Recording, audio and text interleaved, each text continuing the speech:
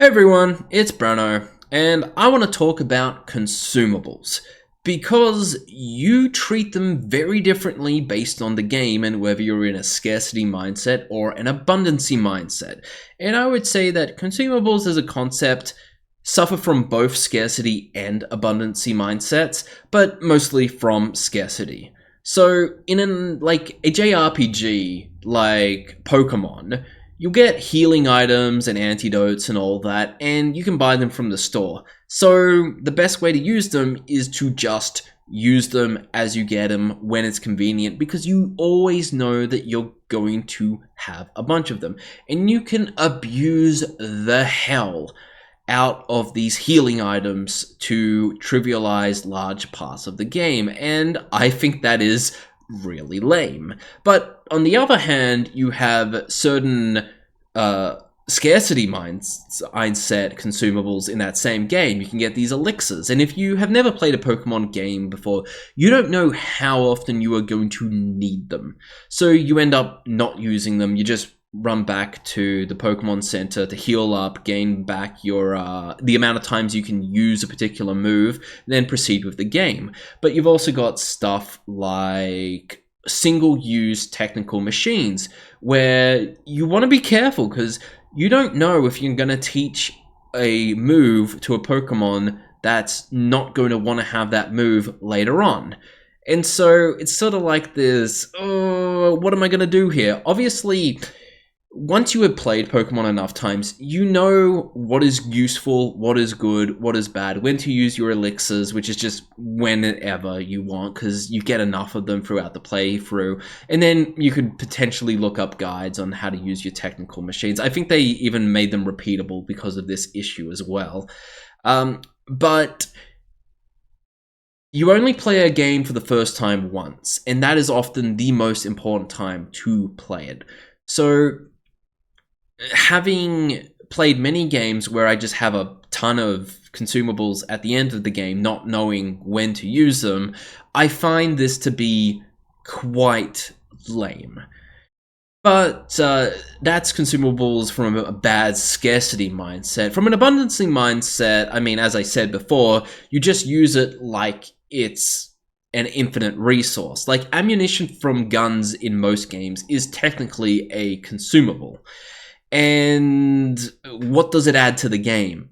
A little bit of immersion and maybe like a small item that you can use, like that can drop from an enemy to make it feel like you got something. Like, I'm not going to say it's outright bad, but I'm not going to say it's great either. It doesn't really create any positive feelings or negative feelings. It's just like, it just seems kind of like window dressing to me. So I don't really mind it from a abundancy mindset, unless it can be used to completely ruin your game balance, and then I think that is quite lame. Now, there are games where ammunition can seem like a scarce resource. So in the System Shock 1 remake and System Shock 2, you will often find yourself running out of ammunition. And once that happens, you're kind of like, oh my god, I have to start being really careful with resources. And you start viewing your own health bar as a resource, because you can go in for melee attacks.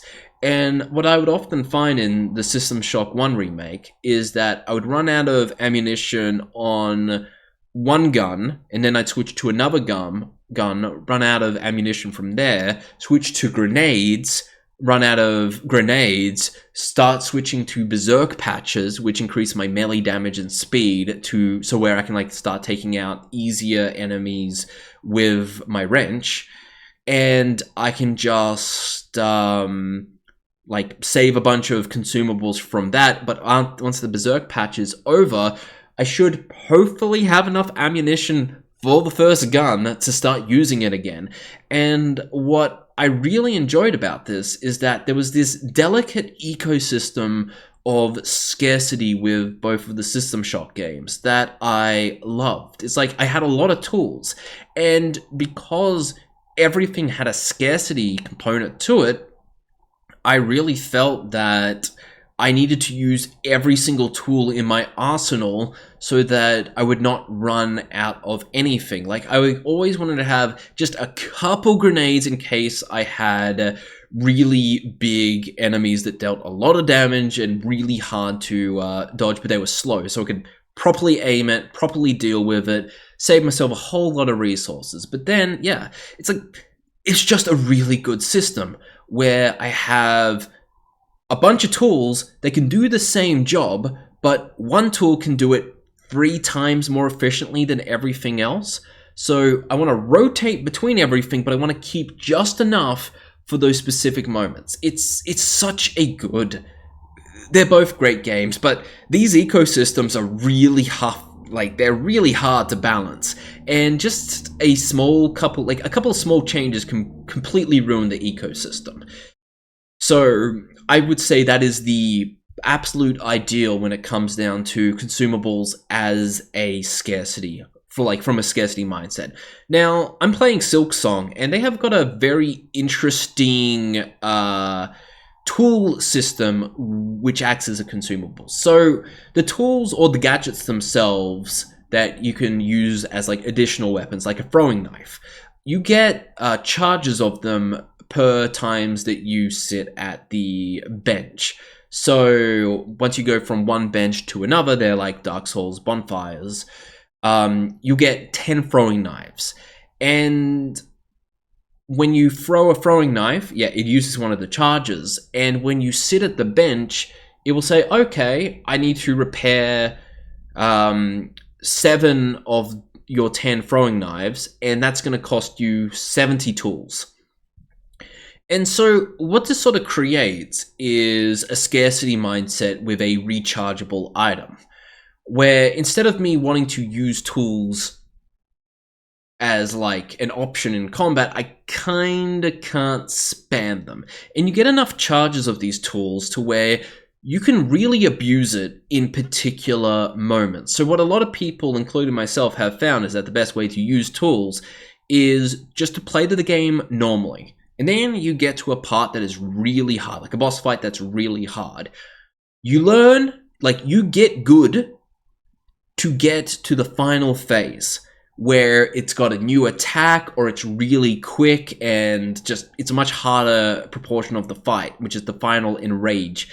And you just summon all your tools, you go full out, you use like 150 tools worth of items on this final phase, and you beat the boss by cheesing it.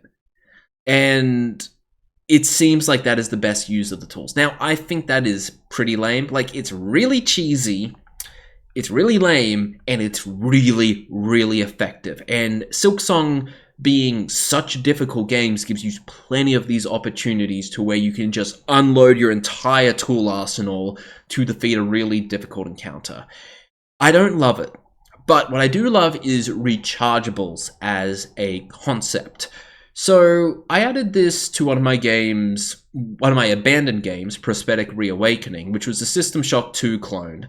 And I basically gave you a rechargeable grenadering. And what this did was basically, it's a grenade, you throw it, it explodes, and after it explodes, it will return to you without it being charged. And then you need to find a charging station to recharge it so you can use it again. And I find that these rechargeable items are like the perfect blend between scarcity and abundancy.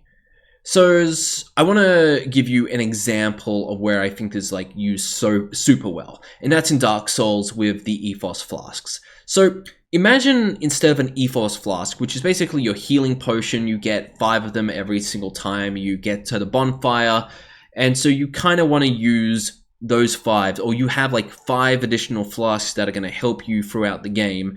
And then once you get to the bonfire, it's like, all right, cool, back to normal. Like, imagine instead of those rechargeable flasks, you had consumable health potions that you had to go to a vendor for, use your souls, buy them.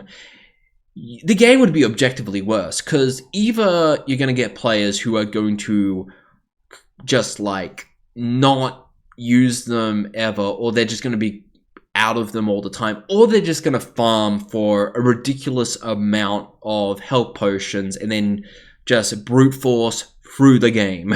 Where instead of learning the fights, they are going to say, you know, what's easier for me?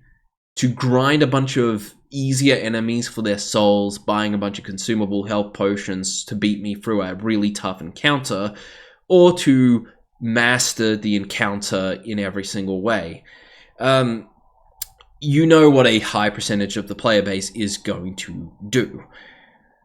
So I think that rechargeables as a concept is really good. Now, they do it via like you reach a checkpoint and you get to it. But in Path of Exile, they've got these flasks where they start off empty, but as you damage your enemy, they will increase. So instead of getting healing potions, you get a healing flask where if you damage the enemy enough, you can basically fill up this flask and that can act as a health potion.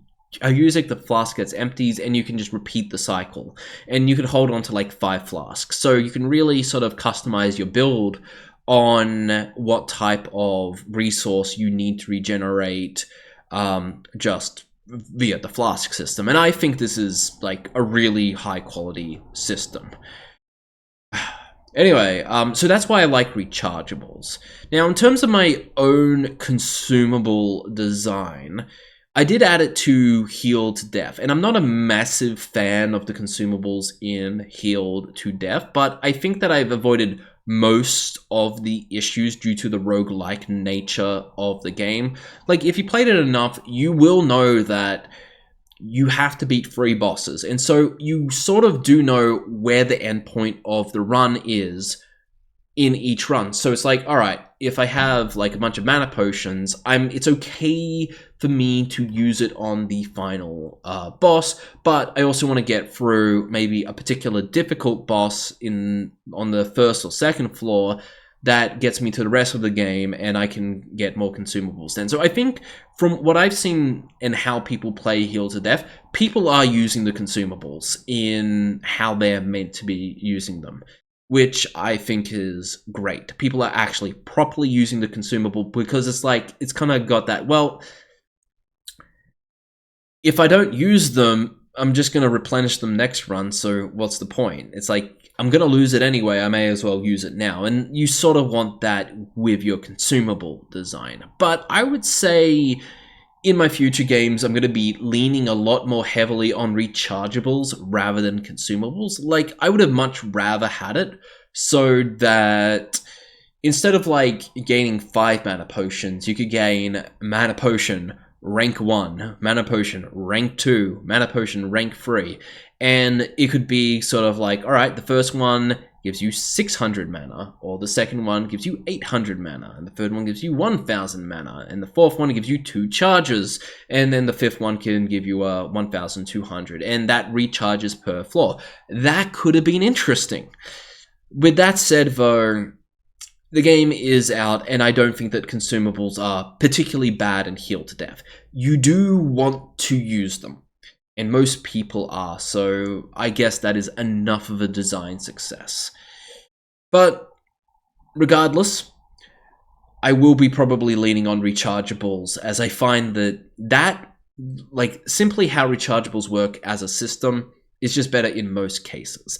But I do have an idea that I've had from a very, like, back from 2017, where I really want a game that entirely revolves around consumables. Because I love the System Shock 2 kind of balanced ecosystem of scarcity with consumables so much that I just think like having a game entirely based around consumables and having to shift through different play styles based on the consumables that you have, I think that would be really cool. Like, just having a gun that shoots different ammunition, and that the ammunition does completely different things. And I think that would be just fantastic. So maybe I'll make that after I make my Dome game. Who knows? Anyway, that's it for me. Have a good one. Bye.